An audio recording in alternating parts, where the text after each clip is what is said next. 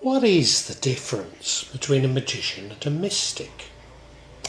The spiritual history of man reveals two distinct and fundamental attitudes towards the unseen, and two methods whereby he has sought to get in touch with it. For our present purpose, I will call these methods the way of magic and the way of mysticism. The fundamental difference between the two is this. Magic wants to get, mysticism wants to give. Immortal and antagonistic attitudes which turn up under one disguise or another in every age of thought. And that was by Evelyn Underhill, whose book is a major source for much of this distinction, many of these distinctions. But I should know, as I'm keen to call myself a mystic and not a magician, is it about religious devotion and practices of the mystic? I thought that because I'm a Muslim and my mysticism was within a Muslim context, then I couldn't be a magician. But as I started to develop on my path, I started to believe that revolved around the purpose of magic, that it revolved around the purpose of magic, as Evelyn has argued, almost mirroring what I see as a false distinction between black and white magic. I borrowed the concept of low and high magic, with low magic being concerned with the material and high magic the spiritual. Low magic therefore often concentrates on power, often ethereal, and possessions, especially money, whilst high magic seeks a union with God. It's also the Theurgy sorcery debate that all Sufis inevitably get dragged into, but is ultimately just an exercise in semantics, as most debates like this ultimately are. Not least as so many religious rituals are actually magical and not mystical, including petitioning within prayer. This distinction is mirrored in our interpretation of alchemy as a precursor to chemistry and the personal psychology of alchemy. Allow me to throw in a further idea, the relevance of which will become apparent. Many times I've mentioned that Sunan Sitijena was murdered by the other Wali Songo because he articulated belief that he achieved Ittihad, the union with Allah. Actually, the others understood Sunan Sitijena but felt that it was too dangerous to articulate to the masses. It was also more likely that it was only Sunan Kudus of the Denmark Sultanate who committed the murder, or probably simply ordered it. Within Kajawan is the concept of veils of understanding. Magic is one of the lower veils of Kajawan, and Ittihad is the highest veil, a mirror in Sufism. Veils are necessary to develop this understanding, as immediately moving to the highest would simply confuse the adept.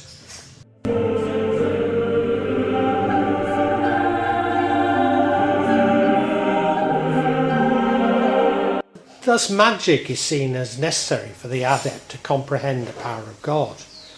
But also there is much more to the cosmos than the material.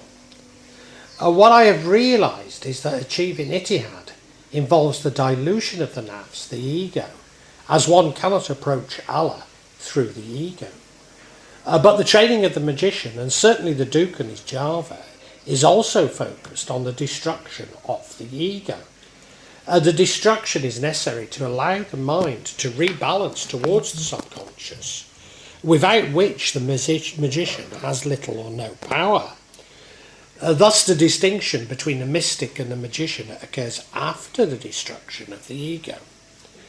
What I'm arguing is that for the mystic, the destruction of the nafs is a major stage in achieving the union with Allah, whereas for the magician, the ego is allowed to reform.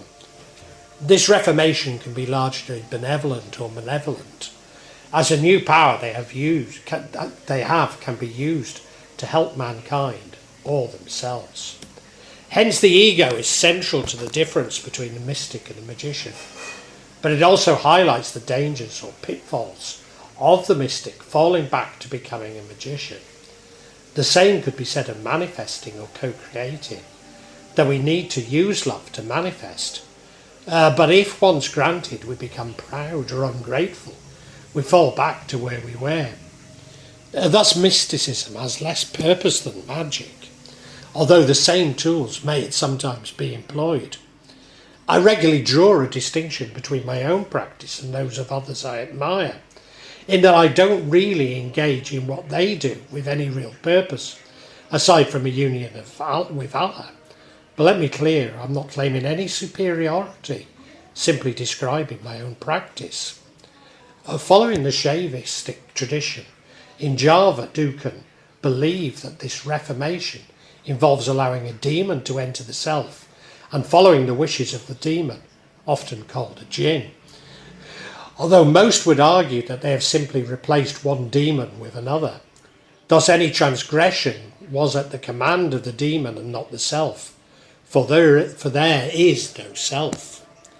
Of course, most magicians from the Western tradition probably do not follow such a path, and thus the destruction and reformation of the ego may not be so relevant. Thus this is a very personal discourse, based on my experience in Asia and in particular Java, but I cannot help but wonder if it has a degree of universality.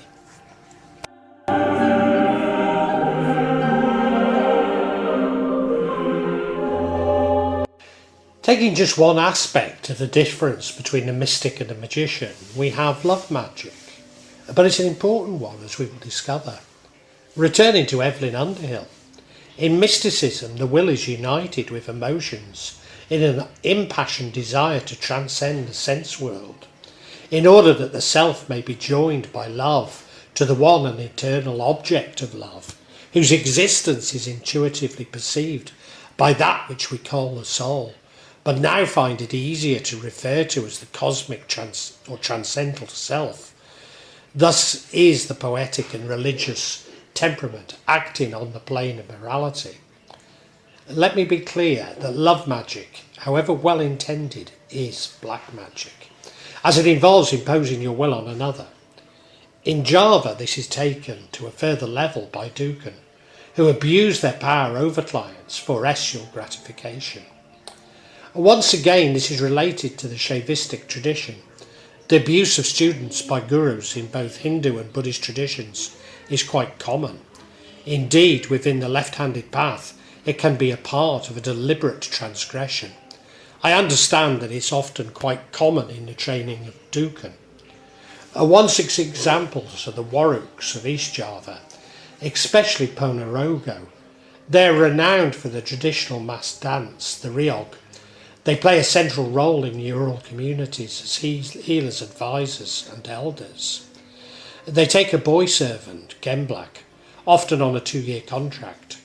The boys are aged between 7 and 15, who cater for their master's every whim, including serving him escially. Furthermore, these Gemblak are frequently shared amongst Waruks. We would spend 2 nights at this Waruk's house, and then the next 2 nights we would stay at that Warwick's house, and so on. It kept on rotating for all the houses in the Warwick's community. Victim. There is an apparent reason for this seemingly homosexual behaviour. As one Warwick commented, once you gain the power and knowledge, should you become fond of female being, your power will dwindle or be gone. To prevent this from happening, we prefer the masculine love of a Gemblak.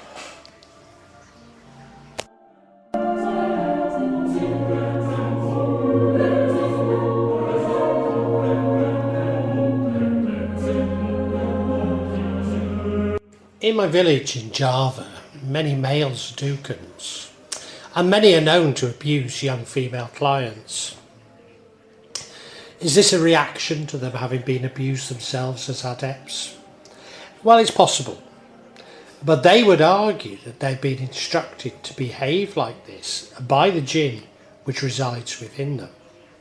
Not in my village, but Jakarta, A duke had attempted to abuse my wife, but she resisted, even threatened to call the police when he suggested that they drink alcohol. Also, those of you who have listened to my books may recall the Paustad in Banton, who had turned his healing practice into a pipeline of concubines for his pleasure. I suspect that this latter example suggests that it is a reflection of an underlying misogyny within Indonesian society, rather than having a magical prerequisite, not least as Paustad claimed to be removing black magic spells.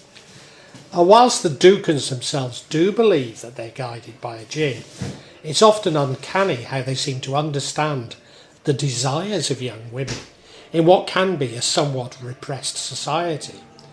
What is more unusual is that so many young females seem to allow themselves to be manipulated by these older Dukan. It is as though these females are secretly seeking a masochistic relationship. Again, the Dukan themselves suggest that it's the jinn which possesses them, which reveals to them the deepest desires of these young females. Reports from abused young women seem to suggest that they're somehow held in a Dukan's power. Could it be hypnotism, which many Dukans use? It's as though there is a spell which lifts with time, when they shun the Dukan, even maybe reporting them. But such is the shame, often only to their closest confidants. But a further twist is that many of these young women report a degree of essual fulfilment from the encounter, however disgusted they become once the spell is broken. The Paustad in Banton was certainly offering females, my wife included, a essual nirvana if they only submitted to him. I realise that you're asking, how could a religious man be attempting such a thing in front of you, or me? Well, this simply reflects my experience in Indonesia. The many males believe my wife would prefer a real Indonesian man, despite correctly assuming that my manhood would be larger. How is this related to mysticism, I hear you asking? Well, a mystic uses love to co-create. This is the difference between love and lust. Undoubtedly a massively important distinction, but one which shows how easily a mystic can slip back to being a magician. The practice of magic, like the practice of science, does not necessarily entail passionate emotion, though of course it does and must entail some kind. Mysticism, like art, cannot exist without it. Evelyn Underhill. Remember how magic is seen in Kejawen as a stepping stone to the higher veils. Maybe this knowledge of the difference between love and lust is critical. Of course, at an intellectual level, we all believe that we comprehend this, but at a practical level, it is testing what is in our hearts.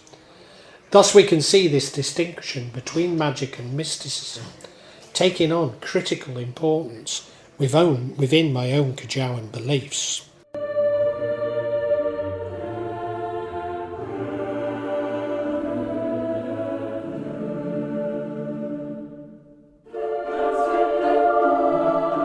Returning to the dissipation of the ego, we could see this as involving a Jungian exploration of the shadow. Whilst the shadow self is not necessarily disturbing, it often is and reveals our darkest desires. Jung sees the accumulation of this exploration as individualization. This has strong parallels with the reformation of the ego by magicians. But could this be a reformation which not only acknowledges our darkest desires, but acts them out? Yes, we have a Dr. Jekyll and Mr. Hyde, but for the mystic it is Dr. Jekyll who integrates his shadow to achieve individualization, whereas the magician accepts Mr. Hyde or the jinn. Again, this highlights the fine line between the mystic and the magician, and the danger of falling back to being a magician. Although Jung himself believes that every descent is followed by an ascent, and we should not resist the descent. Furthermore, Jung reminds us that acknowledgement of the shadow is a continuous process, suggesting that the mystic has an ongoing battle to avoid being drawn to materialist magic, which is akin to what I describe as my daily jihad.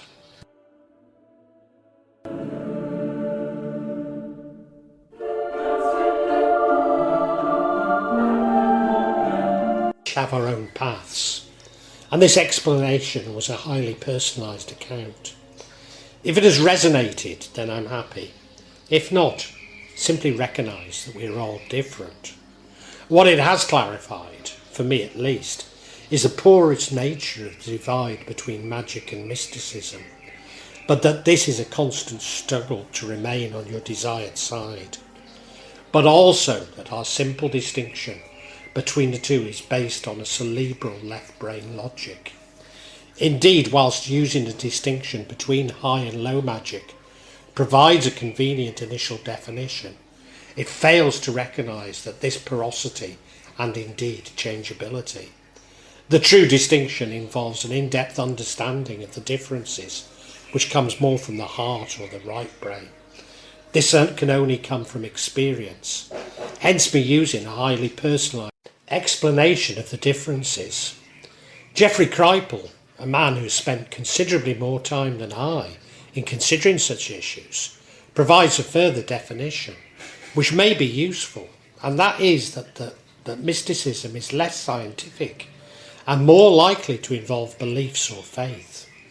Indeed, we can see magic as being close to technology, maybe even a technology, whereas I see mysticism as the opposite of the mechanical fetishism of the Enlightenment. Initially, this doesn't fit into what I've discussed, but on reflection, maybe it is useful, as it taps into my head-heart, left brain, right brain approach.